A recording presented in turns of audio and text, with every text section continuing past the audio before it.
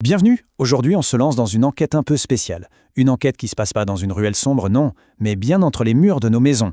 La victime, notre portefeuille. Et le coupable, le gaspillage d'énergie. On a tous déjà ressenti ça, non?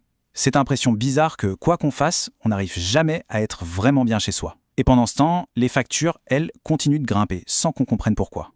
En fait, tous ces petits désagréments du quotidien, ce sont les premiers indices. Le petit courant d'air froid dans un coin du salon, la buée qui s'obstine sur les fenêtres. Ce sont, en quelque sorte, les empreintes laissées par notre coupable silencieux. Alors voilà, face à ces mystères, un nouveau type d'expert est entré en scène. L'auditeur énergétique. On va l'appeler le détective du bâtiment. Sa mission, c'est de suivre toutes ces pistes pour démasquer les failles énergétiques.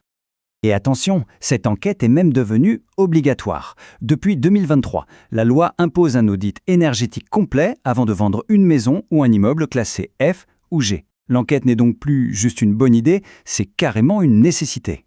Au cœur de toute cette démarche, il y a une idée toute simple mais hyper puissante. On ne peut améliorer que ce que l'on mesure.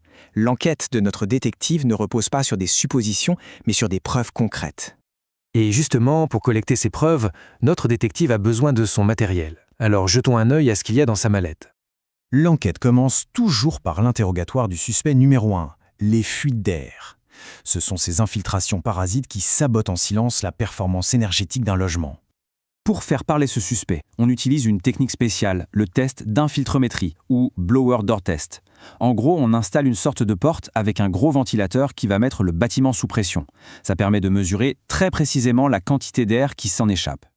Le protocole est hyper rigoureux. D'abord, on prépare la scène du crime. On scelle toutes les ouvertures.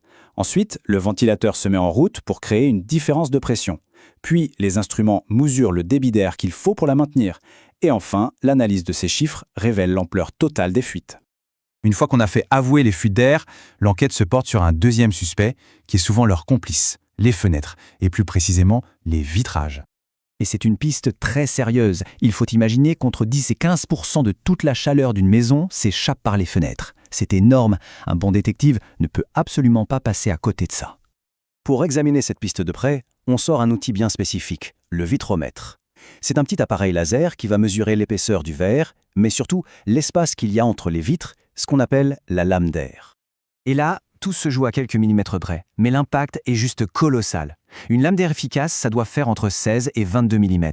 Si c'est moins, l'isolation est insuffisante. Et si c'est plus, eh bien des courants d'air se créent à l'intérieur même du vitrage et ça dégrade complètement la performance. Un détail qui peut faire chuter l'efficacité de 20%. Évidemment, la mallette du détective est bien plus remplie. Il y a la caméra thermique pour voir la chaleur s'enfuir en direct, l'anémomètre pour chasser les courants d'air invisibles dans les ventilations, et même une caméra endoscopique pour aller voir ce qui se cache derrière les murs. Bref, chaque outil a son rôle à jouer pour résoudre l'énigme. Bon, une fois que toutes les preuves sont sur la table, le travail d'analyse en laboratoire commence. Il faut assembler toutes les pièces du puzzle. Pour les cas les plus coriaces, comme les problèmes de condensation ou de moisissure, une simple inspection ne suffit pas. Alors là, on met le bâtiment sous surveillance. On place des capteurs qui vont enregistrer la température et l'humidité pendant plusieurs semaines pour avoir un tableau complet de la vie du bâtiment. Et cette surveillance, elle est hyper méthodique. Tout commence par un plan, une vraie stratégie d'enquête qui définit où placer chaque capteur pour un maximum d'efficacité. Et puis, on passe à l'action, l'installation minutieuse de l'équipement qui va collecter toutes ces précieuses données. Voilà, après l'interrogatoire, l'inspection des lieux, l'analyse des preuves, le détective peut enfin rendre son verdict. Mais attention, le rapport final ne se contente pas de pointer du doigt les coupables. Non, il va bien plus loin. C'est un véritable plan d'action, une feuille de route pour transformer le bâtiment en un lieu plus sain et plus performant. Concrètement, qu'est-ce qu'on y trouve ? Eh bien, l'identification de toutes les sources de gaspillage, une liste des travaux à faire par ordre de priorité pour avoir le meilleur retour sur investissement, une estimation des coûts et bien sûr, la stratégie pour un meilleur confort, des factures qui baissent et au final, une augmentation de la valeur du bien. L'énigme est résolue et la solution est livrée clé en main. Finalement, toute cette enquête nous ramène à la maison. En regardant autour de soi, en repensant à tous ces petits indices du quotidien, on peut se demander quels mystères énergétiques attendent d'être résolus entre nos propres murs. L'enquête ne fait que commencer.